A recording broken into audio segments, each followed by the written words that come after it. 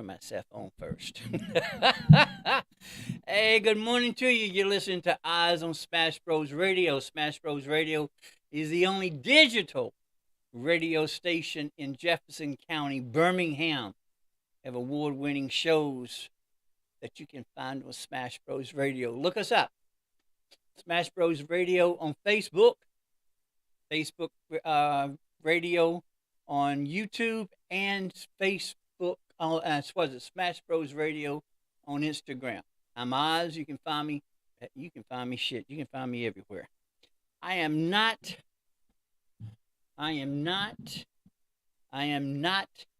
looking forward to this show. It is not my habit to air dirty laundry out in public, but I find it a necessity to air this laundry, to air this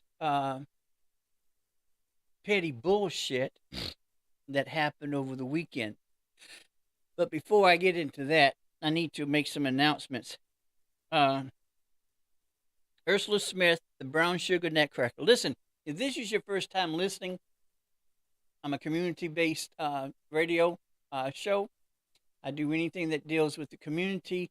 So if you have any type of events, any type of, if you're a councilman, if you're a politician, or whatever, the platform is open to you. But Ursula Smith is presenting the Brown Sugar Nutcracker. This is an annual event. It's for 2 days. You have December 17th at 2:30, and you have a production at December 8th at 3 p.m. This is a fantastic production. Don't miss Ursula Smith's ever-evolving holiday classic, the Brown Sugar Nutcracker. Ursula Smith is a celebrated choreographer and dancer who re-imaged the traditional tale to create a cultural holiday experience for Birmingham and the Southeast. The Brown Sugar Nutcracker has been a family heirloom of the Browns family for generations. Marissa inherits the Brown family's Nutcracker during the Christmas annual family gathering, and her adventures begin when she discovers her Brown Sugar Nutcracker is a gateway to a magic world. Listen, this is something that is beneficial, especially in the community. And so if you are in Birmingham, please come by. You can buy your tickets at brownsugarnutcracker.com, brownsugarnutcracker.com. So please check them out. Please check them out. Please check them out. So,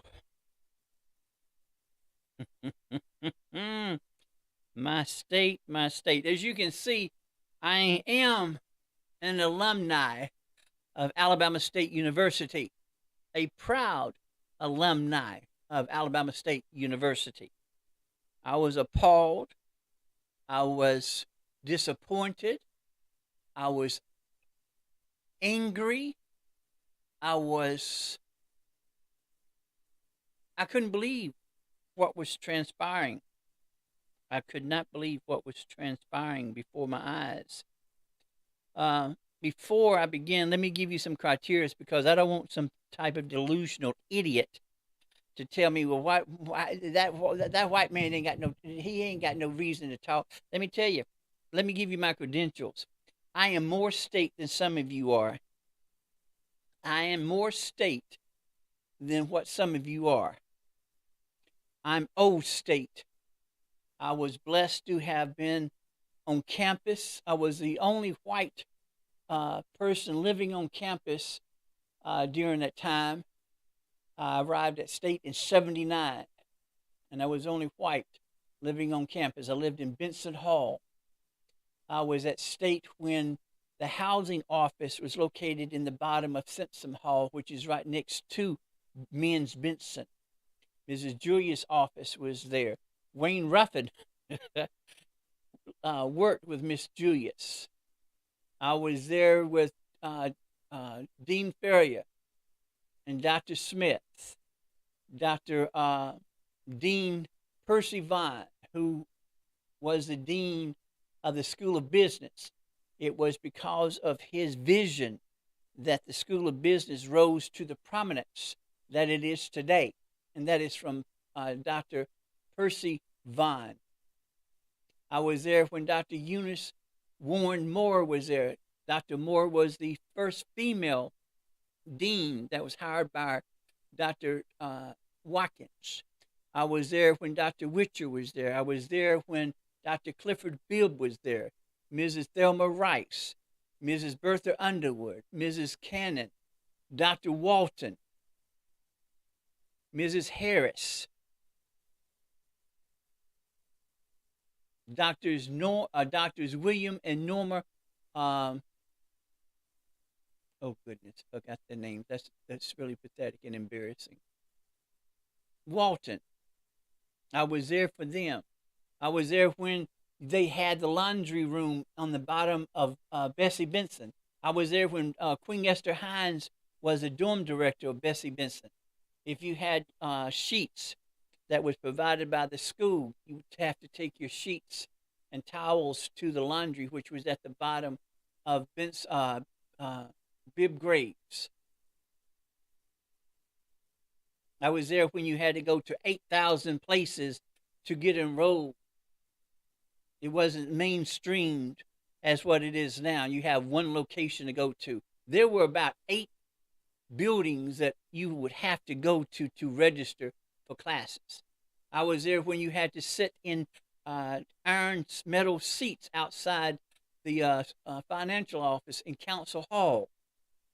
I was there with Mrs. Wooding was the register. I was there for the old Tutter Body. I was there when the old Tutter Body was torn down, and this SGA wanted the bricks from Tutter Body to sell to the alumni, but the administration wouldn't allow it. And somehow, I don't know how I did. All of a sudden, I found that I had 2 of the bricks from the old Tutter Body. I was there when Nat King Cole's house was located in back of the old Tutter Body. I was there when this house was moved over there on Hall Street. I was there when there was Hall Street sandwiches. The best sandwiches. The first time I ever ate a pig ear sandwich. Sure was. First time I ever had a pig ear sandwich. So I have credentials. I was in everything that I could possibly be a part of. I was active in the SGA under the administrations of Dr. Terry, of Mrs. Terry Rose and Lawrence Bell. I even pledged. I pledged. I didn't cross. I pledged. I'm what you call an eternal sphinx. So that's my credentials. I'm not speaking from the outside. I've been on the inside looking out. I was on-campus senator, off-campus senator. I was there with Mrs. Harris, who taught biology. She used to call us up. We call talking about colors of the eyes and all. Of course, I was the only white one in the group, so she called all of us up for her to called us up, so that way she can look in our eyes. And of course, I had hazel eyes. And she asked, "Why do you have hazel eyes?" I didn't know the answer. All I knew that I was white.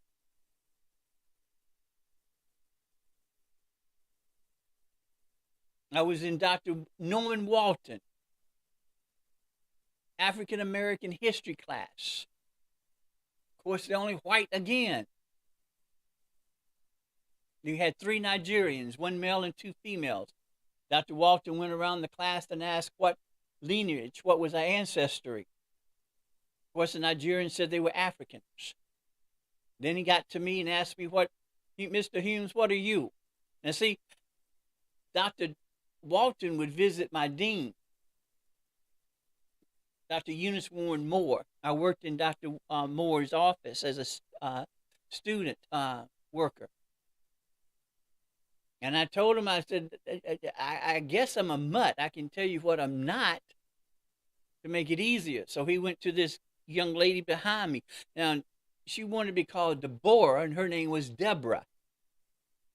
but her name was Deborah, and she was as black as coal. And she had the audacity to tell Dr. Walton that she was Creek and Irish. I promise you, Creek and Irish. So Dr. Walton came back to me and asked me, Humes, what are you? And I repeated myself. We went back to Deborah, and she was staunch. She was fixated on, I am Cheek, I'm Indian and Irish. Then he came back to me, and I said, Dr. Walton, I don't know. I was the first mascot of Alabama State University. Yes, you heard it right. I am the first mascot of Alabama State University. During that time in '79, it was the responsibility of the SGA to handle all incoming freshmen and transfer students. They were responsible for coming up with the activities. Terry Rose and Lawrence Bell administrations had to come up with activities, as well as handling the SGA, as well as coming up with the bus schedule for Miss ASU and her court. I was the one that suggested having some type of organization or some type of another place, another organization that could handle the thing to make it easier on the SGA. And that's where the SOS, the Student Orientation Services, was created. I was the first president of the SOS. I won by one vote. My best friend, Daryl Johnson, voted for me. I was there when the legendary prof, Dr. Thomas Lyles, was over the music, over the band. While I was mascot, the advisor to the cheerleaders, for some reason, deemed that I was not a part of the cheerleading squad. And so she banned me from traveling with the cheerleaders. Prof found out somehow that what was transpiring, and he called me to his office. And see, that was during the new day. That's when the old telebody. That's when Dr. Eunice Warren Moore had her office over there in Telebody, and Dr. Otis Simmons had his office. So I went to Prof's office, and he asked what was going on, and I told him. And so he told me, he invited me to travel with the band. So I traveled with the band. That's when Charles and Hambone and Pedre was drum majors. I had to pledge a band. I didn't have a chest until after I went through that little trial and error. Pedro popped me in the chest. I thought I was going to die.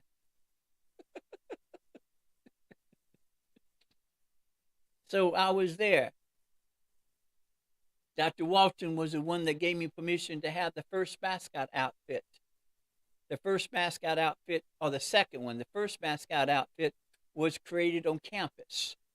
It came after University of Alabama had just gotten its mascot, that fat-looking elephant. And I wanted a mascot. I did not want to be the mascot, but I wanted a mascot. So the mascot outfit was created on campus. Queen Esther Hines made the wings. Dr. Shepard made the helmet. And then I wanted the second year, I wanted a brand new one. Now, see, we used to have to sit outside the business office or the financial office over in council to get our BEOG checks. And then you had the registrar's office, then you had the vice president of financial affairs, the Otis Peterman, and then you had Dr. Leon Watkins' office right there. I was there when Dr. E.D. Nixon would come on campus. I was blessed to have the opportunity to talk to Dr. E.D. Nixon. I was never taught about E.D. Nixon. I was taught about Dr. King. And this elderly gentleman that I was blessed, and I was fortunate to have met was the grandfather, was a father of the civil rights movement in Montgomery. And he told me about the incidents. He told me about the circumstances and the situations that transpired. Initially, because of him being the neighborhood president, everyone thought that he should be the leader of the movement. But Dr. E.D. Nixon said that he couldn't do it because he wasn't articulate. And he chose Dr. King. Dr. King was a young preacher, very articulate. And that's how Dr. King became the leader, because of Dr. E.D. Nixon. I got the mascot because I did not know that it was an unspoken knowledge, or it was common knowledge, that no one was to speak to Dr. Watkins. Well, here I was sitting in the chairs waiting to get my check, and I asked Dr. Watkins, could I have a new costume? And he stopped. And then all of a sudden it got quiet. And then Mrs. Wooding and several others was at the door. And then the secretary to Dr. Leotis Peterman cracked the door. He asked me who I was. I told him who I was. He said, well, come to me later on and let's see what can be done. That's when Mrs. Wooding called me to her office and asked me, what did you say? I told her. She said, did you not know that you weren't supposed to speak to him? I didn't know I wasn't supposed to speak to Watkins. So I went to Dr. Watkins' office. That's when you had Mrs. Royster. Mrs. Royster was the most sagacious, most elegant, she was a typical executive secretary. Very regal, very prominent, very proper. So I walked my little white ass into the office. She looked at me up and down surprisingly and asked, may I help you? I told her that I was there to see Dr. Watkins, and she had a surprised look on her face. She said, do you have an appointment? I said, no, ma'am. She said, well, you would have to have an appointment. And before she could finish her sentence, Dr. Watkins the door was cracked, so he called me in. She was shocked. So I went in there. I told him that I wanted a new costume. He instructed me to go down to the other end of council to talk to, what's his name? I find out his name. But he didn't, so I went down there. Told him that Dr. Watkins had sent me down there. He told me he didn't believe me to get out of his office. So I tracked back to the other end, told Dr. Watkins what had transpired. Dr. Watkins told me go back down there and he will be waiting for you. Sure enough, he was waiting for me. Cost $750, or close to under $800 for the first mascot. So that's how much state I am.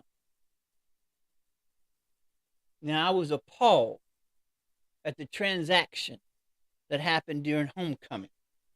I thought that it was very immature. I thought it was disrespectful. I thought it was unacceptable, unprofessional.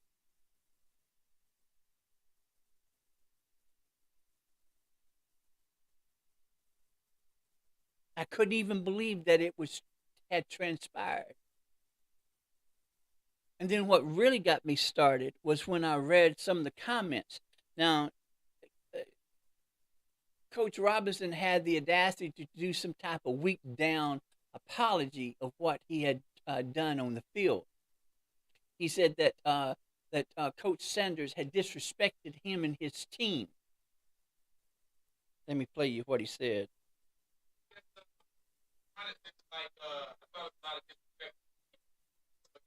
Disrespect the whole weekend media. We didn't talk in the pregame. I was out there the whole time at the storyline. Talked about our whole offense. Now, talked about our end zone. Came a long way around this side of the pregame, but that wasn't fast at all. So, okay, I'm not about to get I'm shaking and I'm always the best respect game.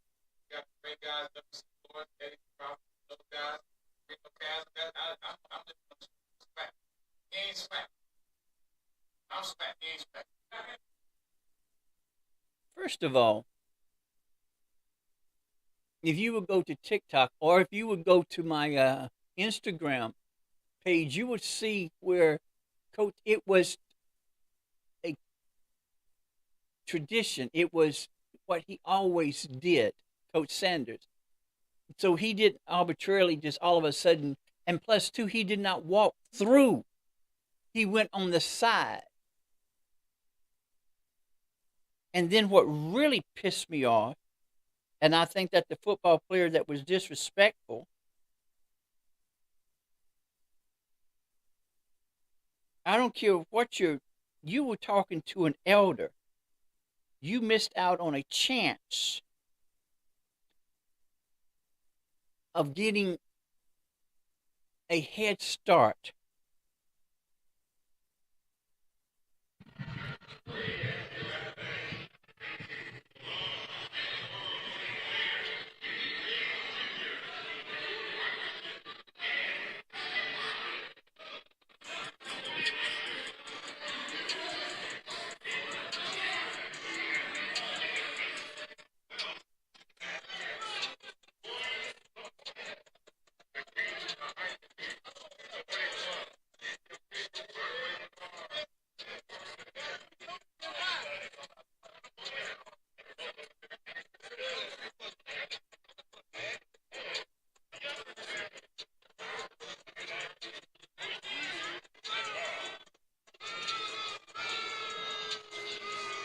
That was the spectators.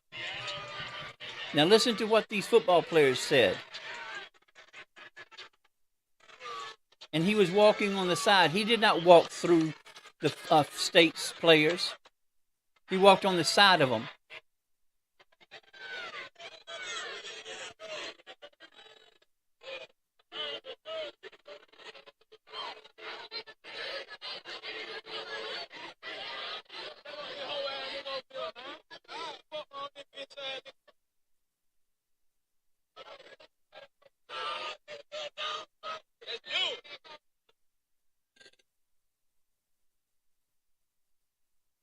So is that what you're teaching the football players, Coach Robinson?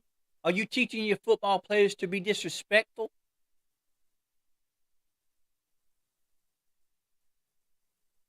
You're training or you're teaching your football players to be disrespectful to another coach, to an elder, to someone equivalent to you.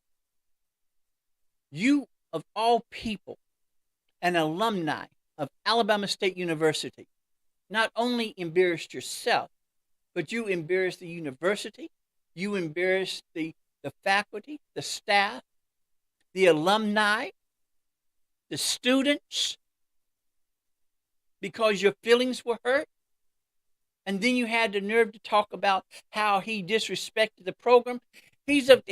All you coaches are the same. You always do that bragging, bullshit, boasting stuff. And then you have the audacity to say that he wasn't the one that brought the tickets. He was the reason why the game was sold out.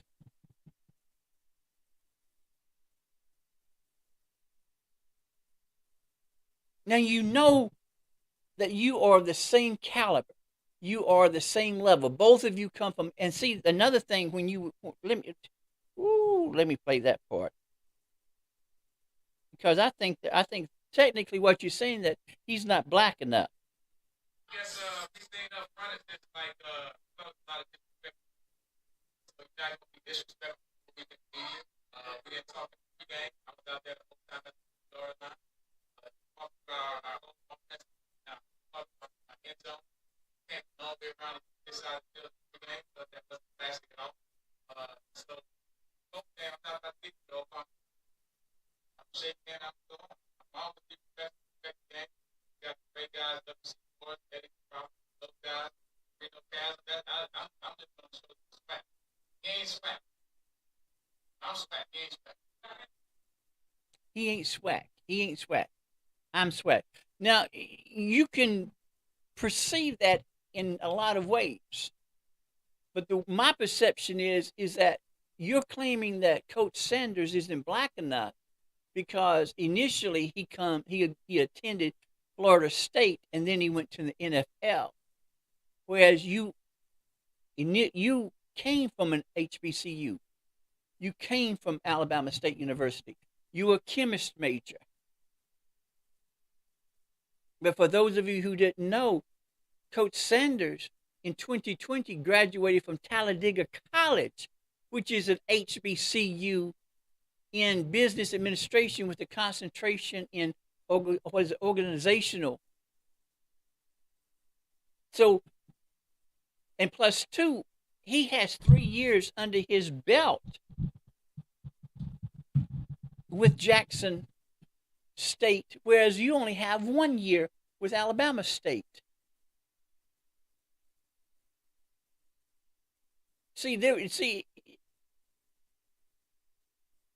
There are 3 groups of men that I basically I don't understand and I can't stand. Those are coaches, mechanics, and car salesmen, because you have these egos that I can chew tobacco, spit, and scratch my balls. Well, see, I don't chew tobacco, and I'm not about to scratch my balls because I always wash my balls. So there's no reason for me to scratch my balls. I know that my genitalia is going to stay there and it's not going to fall off. So I don't have to scratch down there because I'm clean down there. But again, I was blessed to meet Coach Coleman, to meet Coach Wilson, to meet Coach Stevenson, Coach Pete, Coach Ward. Now, they're coaches, but they showed me another side of being a coach. Now, they do have their egos because they're coaches, because they're competitive. And that's how you're supposed to be. But they were not obnoxious. They were not pompous peacocks. Yes, they did all their talking because that was a way of getting the energy and getting your football players up and going, giving them the fire, the determination, the energizing. That's part of the sports. But how dare you project this on the world? Because now you have projected what some white folks have always thought. Well, we can't give them ends anything because you see how they act. They act kind of ignorant. You did that. We don't need any help in trying to get people to not fund us properly. And what about future investors? What about future grants? What about future finances coming in? What you did on the field, there's a possibility that you destroyed a possible donor. Well, why should I give that school any donations when they act like that? Unprofessional, adolescent. And then why would you even bring President Obama in? There was a way that you could have handled that without showing your ass, showing how immature you are. Now you can Google and you can YouTube anything about Coach Sanders. Coach Sanders has not changed. Now he's calmed down and he's softened. That's why, from what I understand, that's why he has the name Primetime. The man was buck wild when he was playing. You knew what to expect. He was an entertainer. He thought ahead. He knew what his brand was going to be. He worked on him. He hasn't changed. Coach Sanders has always been the way he is, except he's calmed down a lot.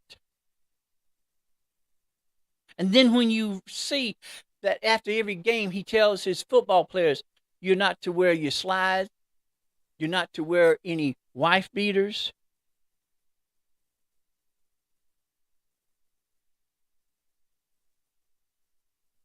So if Robbins, and please,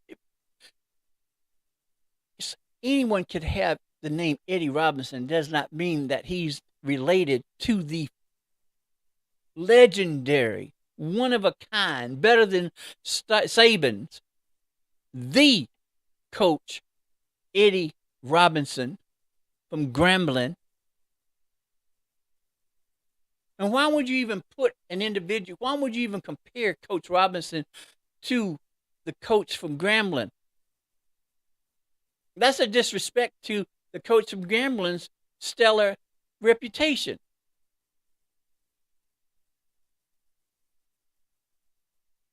But now you have showcased what State is not.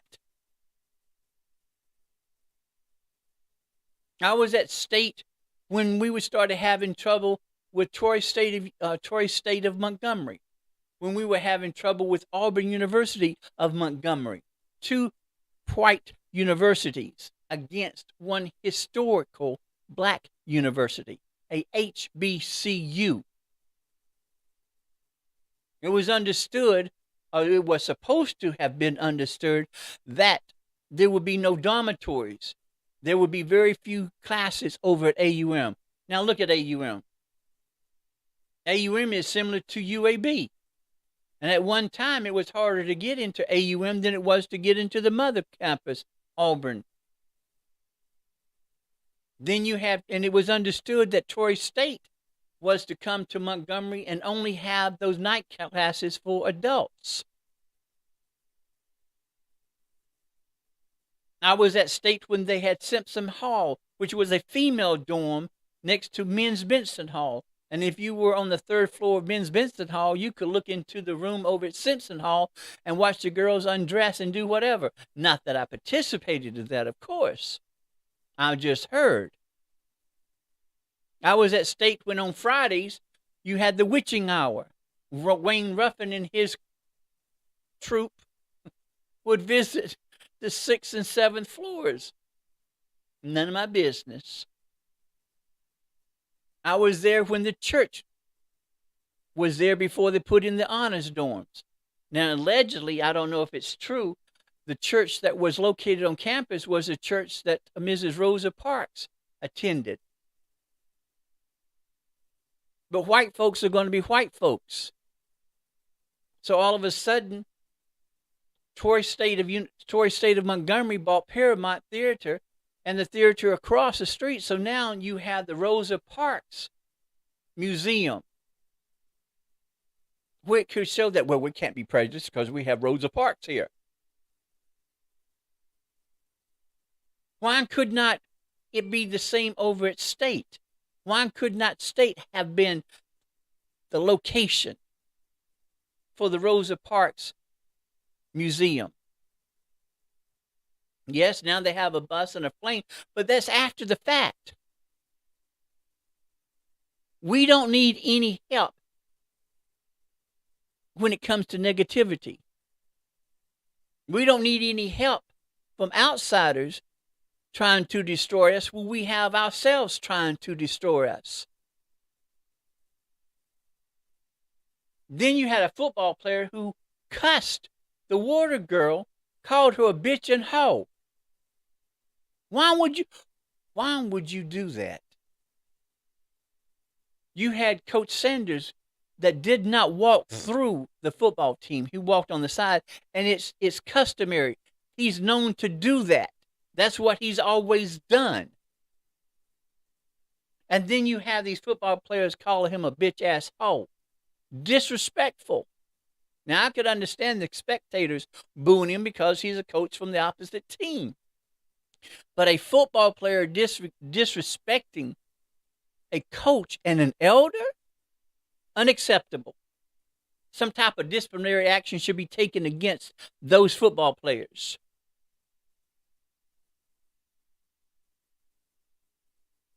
And the football player that cussed at Sanders when he was walking around failed because he had the chance to introduce himself to Coach Sanders. And if Coach Robinson has the same mentality, this adolescent mentality about he ain't swag, I'm swag. Is that the mentality of all the coaches of SWAC?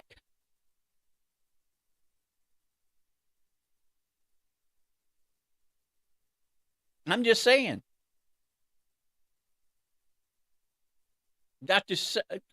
Coach Sanders has always been front up, right out there. But everything that Coach Sanders has stated, was he not telling the truth? Was he not telling the truth? How many SWAC colleges had the last name of their players on the back of their jerseys before Coach Sanders mentioned it?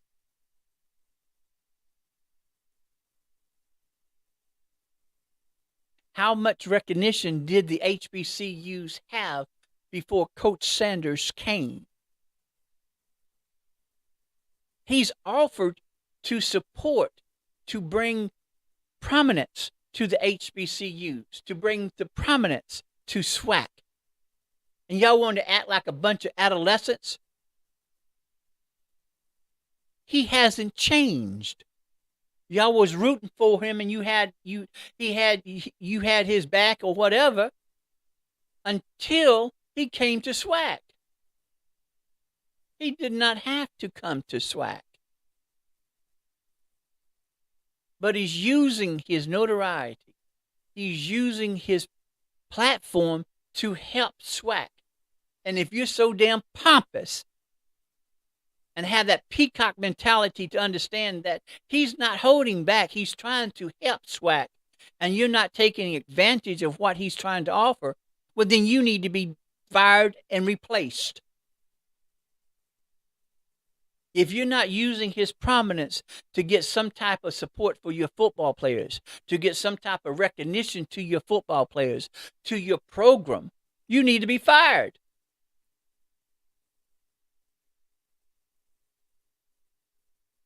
Yes, he has more advantages, but he worked on his brand a long time ago.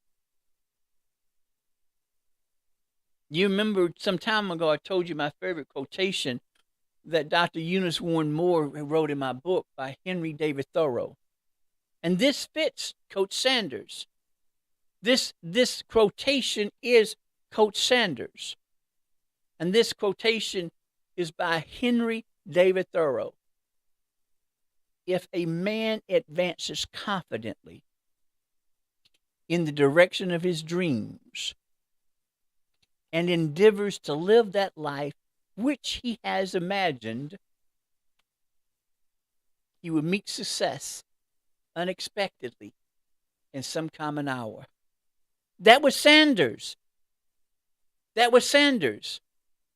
He did not allow the way that he was raised. He did not allow his environment to dictate to him what he would be. Robinson's the same way.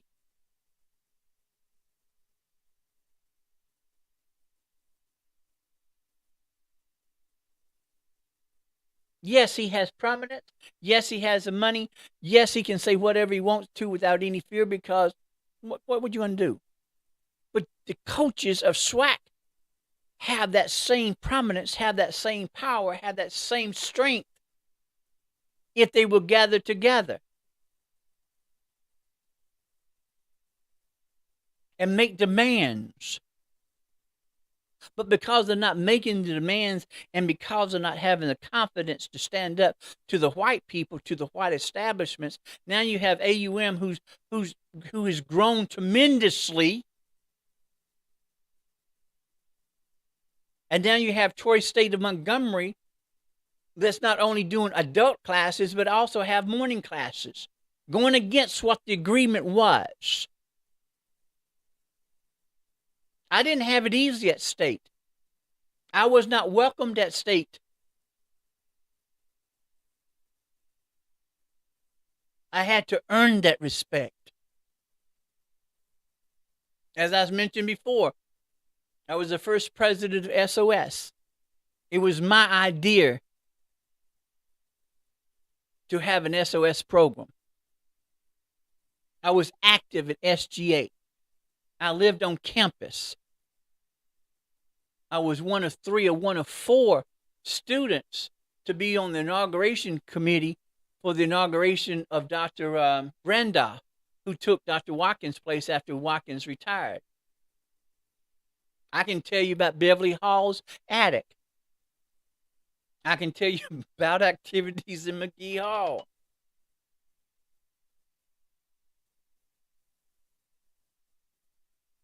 I can tell you about activities on the third floor of Council Hall.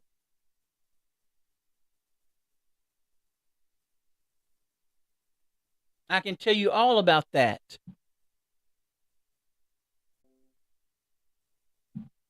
State made me what I am.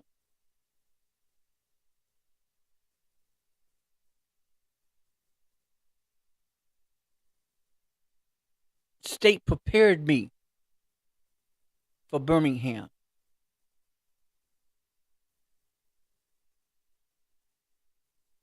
So, I cannot grasp, I cannot understand or comprehend how you can support a coach who was disrespectful, who was unprofessional. Because, see, and I was there when Mr. Wheeler was there. He was the smallest Omega that I've ever seen in my life. He worked the switchboard. And so they were talking about they needed more white students to be involved. And they needed a token. And they thought that I was going to be a token. And Mr. Wheeler spoke up and said, nope, you got the wrong one, because Humes isn't going to be no token. Humes is going to tell you exactly what he thinks, and he's not going to care. And he was right. And and that's why I'm here now. I'm not going to support something that shows a negative image to my alma mater. I am not going to stand up and give to support to a pompous ass, peacock, punk ass individual because his feelings were hurt.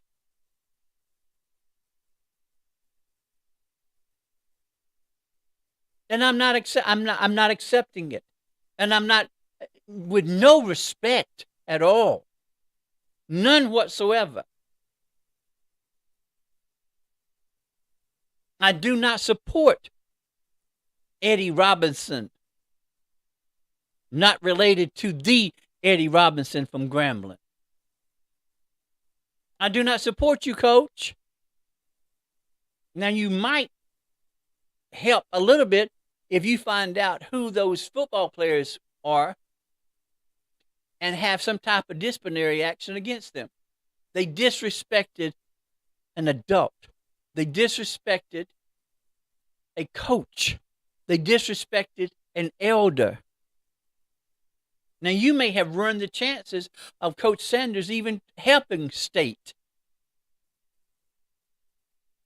And he has every right not to accept your apology. And you really, in that pathetic apologetic statement, you should not even have published it. It had no value. It had no strength. Had no foundation. You were hurt. Nobody don't give a happy goddamn about your feelings being hurt. You're a damn coach.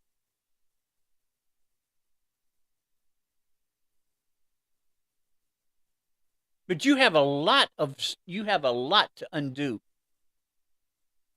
And we don't even know what the effect is going to be because of that foolishness, the adolescent attitude that you had on the field.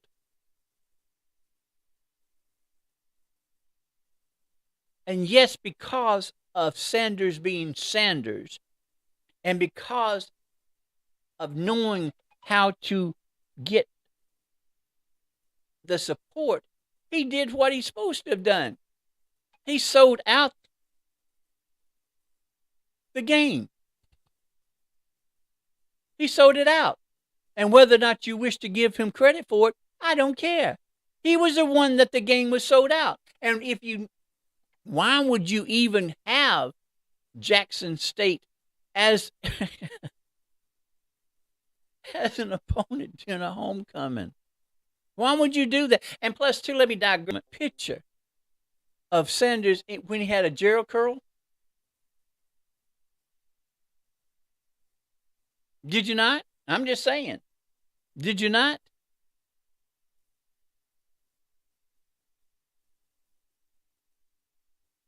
But again, you gave the white folks exactly what they needed, as if they needed anything, but you gave them what they wanted. You showed them what they thought HBCs, HBCUs were all about. And we're not all about that. We are as much influential as any white university.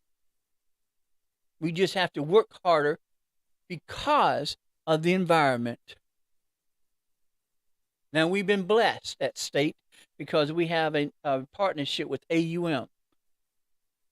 There's some classes that are taught over at AUM that aren't taught at State, and there's some classes that are taught at State that's not taught at AUM. And so they have that transfer, or they have the dual enrollment or whatever.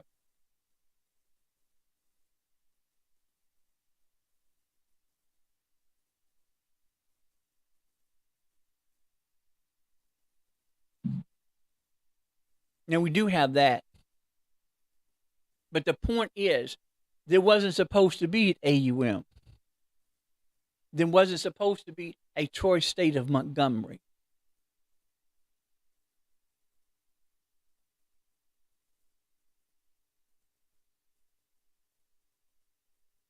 There were a lot of mistakes made, even with the historian down there in Scott's. What is it down there in the copy room, the bottom of council?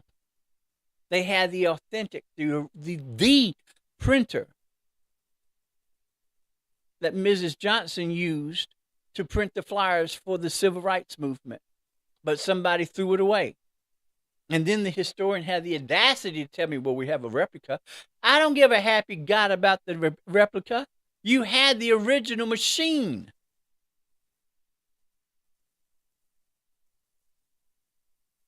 And every professor should be acknowledged. You should have a wall of fame.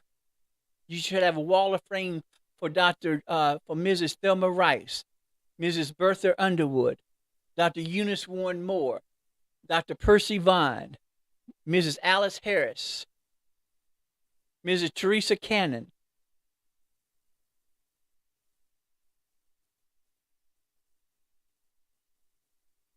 I was blessed to have Dr. Johnny Witcher, Dr. T. Bibbs, Clifford Beard. I was blessed to have these professors. I was blessed to have the opportunity to attend a school that allowed me to grow, that taught me to grow, that taught me how to be a teacher, to prep me for Birmingham. Because see, here in Birmingham, in most school systems, or most school systems, you only have sharks or piranhas. Here in Birmingham, you have both sharks and piranhas. What the sharks don't eat up, the piranhas will. State prepared me. I know what it's like to walk across campus and people bark like dogs because my hair gets wet.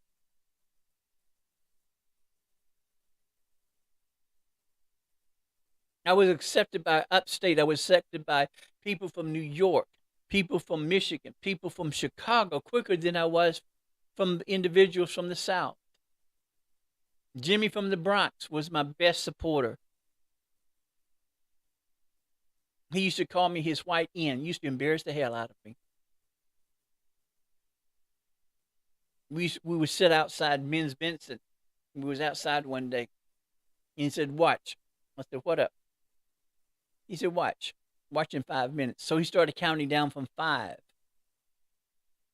And by the time he hit 1, here comes all these white folks. Now, see, there were white folks that attended State, but they didn't live on campus, nor were they active. So you saw all these white students running out of the School of Business, getting into their cars, leaving campus. And that's when Jimmy said, that's white flight. And I said, you stupid. First time Jimmy called me his white N, I said, I'm going to get jumped. He said, no, man. I got you.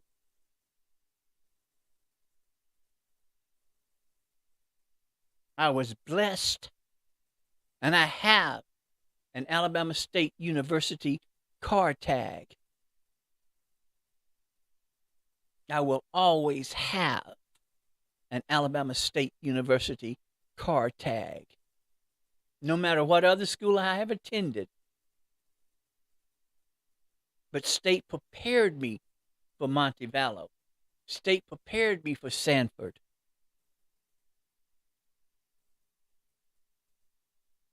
And then all of a sudden, I see this tomfoolery on the field, and I'm crushed. I've spoken positively about how great State was, and in a split second, it was all torn down because of some stupid antic, because some adolescent male could not handle his feelings being hurt.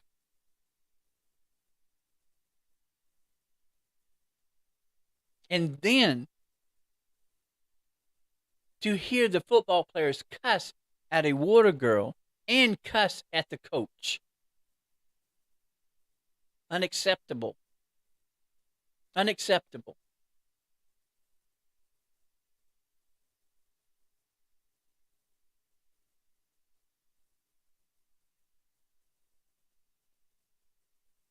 We do not need help in destroying ourselves.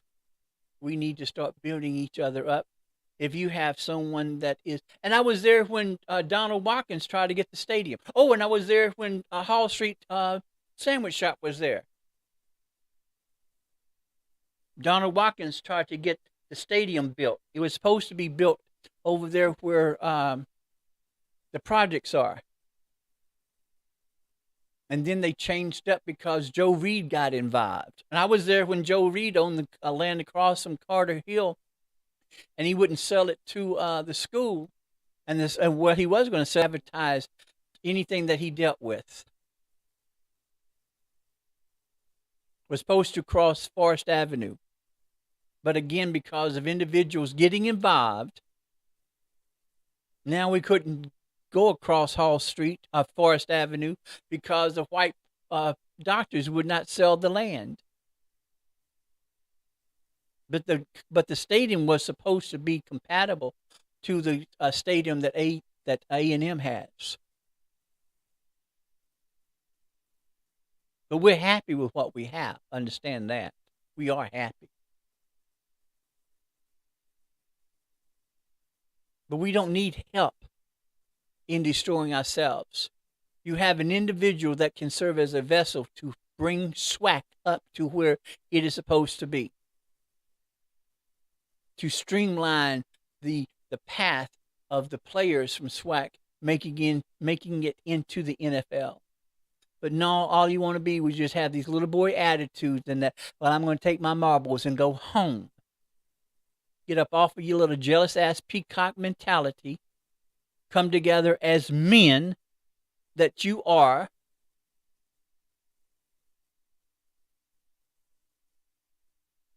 And make SWAC what it's supposed to be. You have a lot of talent that is not being recognized because of just because.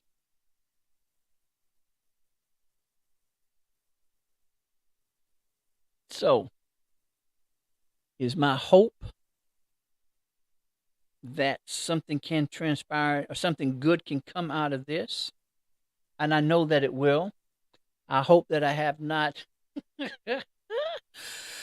Oh boy. I hope that I have not ruined my chances of becoming a trustee at my alma mater.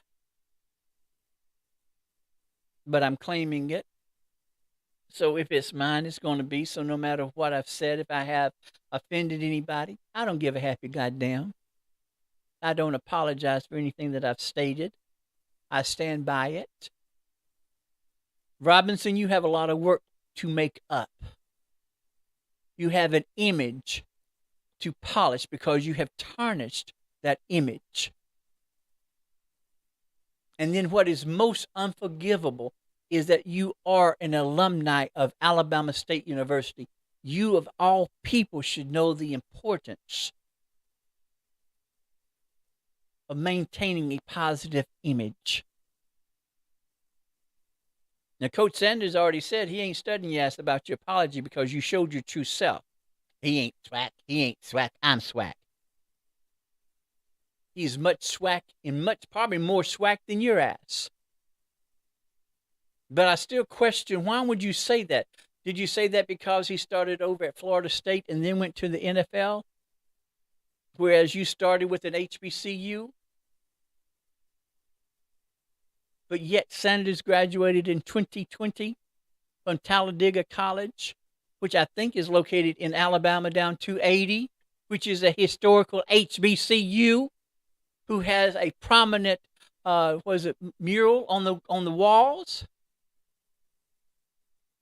He graduated. He has 3 years at Jackson State. 3 years with Jackson State. 3 years with Jackson State. Whereas Robinson, you only have, what, 1 going on 2 years at State? And have you ever served as a coach before now? Now understand, both of you are equal when it comes to accolades. Both of you have stellar images, stellar reputations. You cannot deny that. And I don't deny the greatness of both of you, because both of you are great in your own right.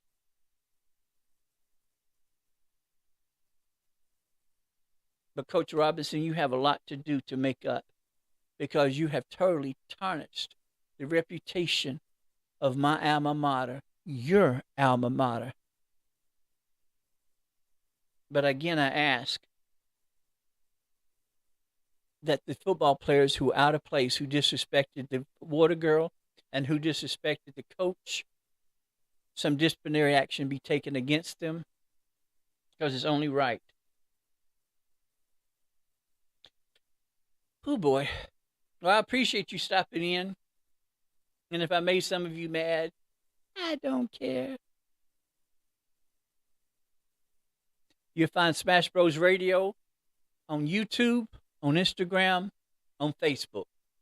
Please follow, share, and like. You can find me on Instagram. You can find me on TikTok. You can find me on Twitter. You can find me on Facebook, OZZz. Please follow, share, and like. Coach Sanders, I apologize to you for the misunderstanding, cough, cough. Coach Robinson does not represent Alabama State University. We support all HBCUs. We respect all HBCUs. We know that SWAC and all HBCUs are family. And families sometimes do not agree on some things, but we come together as a whole as stronger than what we were. But I appreciate y'all stopping in, listening to me. I'll be in tomorrow. You listen to OZZz. I appreciate y'all. Y'all be safe, be careful, know your value, know your worth. Know that you are the one that produces any obstacles, any detours. And most importantly, know that I love you more than I love my luggage. I will see you Tuesday. The live stream on the show. On the show. The live stream. On the show.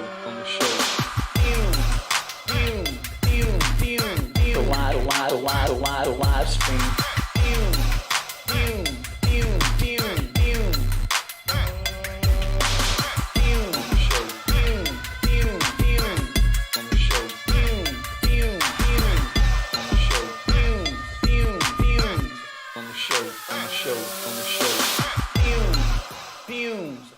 The live stream.